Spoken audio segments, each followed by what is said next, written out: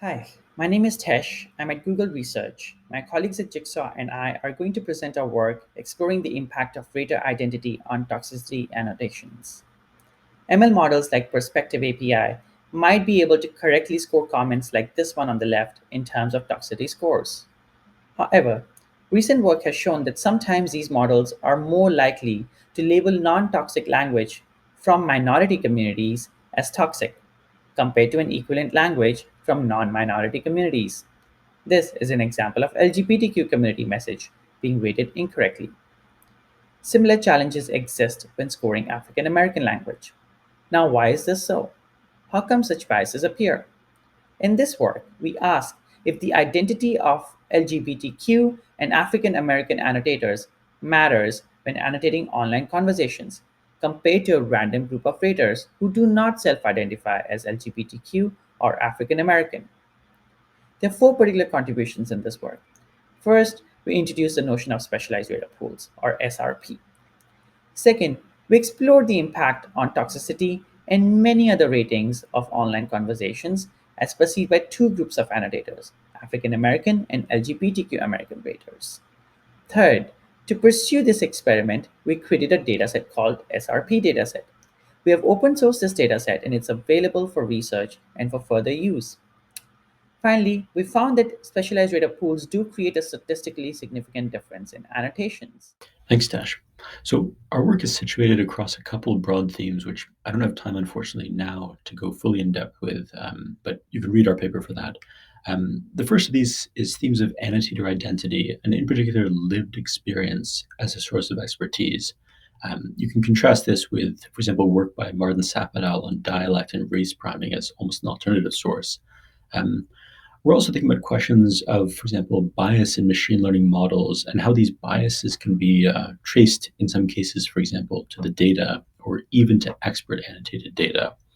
Um, Broadly as well to the importance of knowing who your annotators are and how this can factor into models. For example, work showing that women are the majority of crowd workers in the US, but the minority elsewhere, as well as a broad theme of understanding community differences. For example, a series of papers by Vitch et al., which we hope the data set that we're working on here and that we're releasing actually as part of this paper can support. Thanks, Ian. Now I'll talk a little bit about the specialized data pool dataset. We started with the publicly available civil comments dataset with 2 million comments. Through multiple sampling techniques, we reduced it to the SRP dataset comprising of three buckets of comments. All these buckets of comments had relatively equal levels of toxicity as measured by Perspective API. The three buckets included comments that were identity agnostic, that had LGBTQ identity and African American identity. Next, each comment was rated by five raters from each of the three pools of African American annotators, LGBTQ annotators, and that of the control group. Next, I'll talk about the task design. Each annotator was asked to rate a comment across five categorical measures, for example, toxicity, identity attack, etc. They were provided with a definition for each of these measures as shown in the instruction template here. Next, we measured these annotations as odds ratios. For example, toxicity odds ratio means proportional odds for specialized rater pool to rate annotations as more likely to be toxic compared to a random group of raters.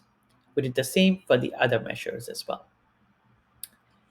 Our results showed that despite relatively small differences, ratings by the control pool were statistically significantly less likely to be tagged as toxic, including insults, having identity attack, include profanity, or cause threats, compared to ratings by the LGBTQ rater pool.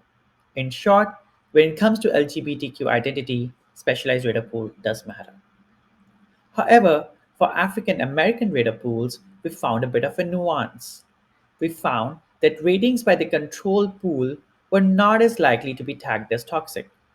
Ratings by the control pool were also more likely to be tagged as insults. Like LGBTQ data pool, the control pool were less likely to be tagged as identity attacks, profanity, and threats. This means specialized data pool identity does matter, but there are nuances. For the rest of the results, I'll pass this off to Rachel. Thanks, Tesh. Now I'm going to talk about some preliminary content analysis we did on the results of the annotation tasks. Two things we looked at were the percentage of comments where specialized and control rater pools disagreed, and the percentage of comments considered to be toxic according to each of the specialized and control rater pools. For the former, we found that the percentage of comments with high disagreement between the specialized and control rater pools was greatest for the toxicity label, followed by the insult and identity attack labels.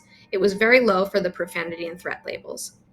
For the second analysis, we can see that the comments are more likely to be rated as toxic by both the African American and control rater pools when there is high disagreement on the comment score between these pools, and the control rater pool found that a higher percentage of comments to be toxic overall compared with the African American rater pool. Likewise, we can see that comments are more likely to be rated as toxic by both the LGBTQ and control rater pools if there is high disagreement, with the control rater pool finding a higher percentage of comments to be toxic overall than the LGBTQ rater pool. We also did qualitative analysis to try and understand why some comments had high disagreement. Examples included disagreements on the use of profanity, as well as discussions around religion, politics, and identity-specific issues. See tables 5 and 6 in the paper for some examples. We also trained models on the data from each rater pool to see if the differences we observed in the data would affect model performance. As you can see from the table, the AUC scores are different between the rater pools. For each test set, the model from at least one of the specialized pools' data outperformed the control model. We also compared these models to Perspective. Unsurprisingly, Perspective does better on 2 out of 3 test sets, likely because it is trained on much more data. But the models trained on data from the study outperformed Perspective on the hate check dataset. Understanding these differences is an area for future research.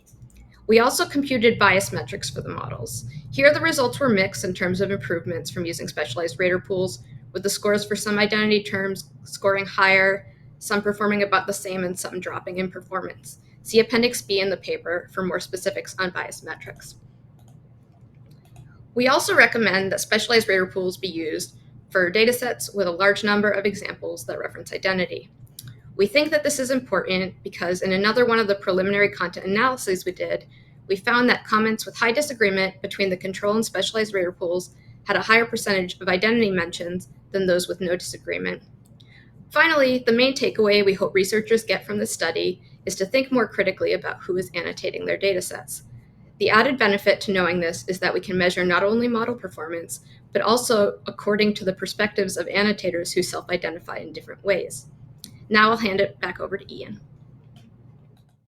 Thanks, Rachel. So with that, I'll conclude and end with some final future thoughts. So we really set off with this work trying to answer the question of whether specialized rater pools can create more inclusive machine learning models. We haven't fully answered that today, but there's a lot of opportunity for future work in this space. For example, trying to answer questions of how we scale up or more in-depth content analysis than the preliminary one we presented. To aid with that, we're releasing this data set, all the data for this work at this DOI link.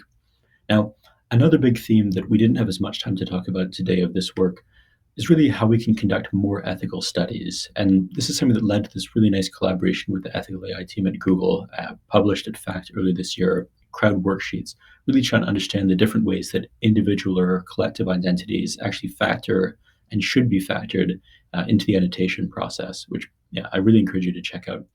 But with that, I'll end, and we'll take any questions or comments in the Q&A, and we're also available over email.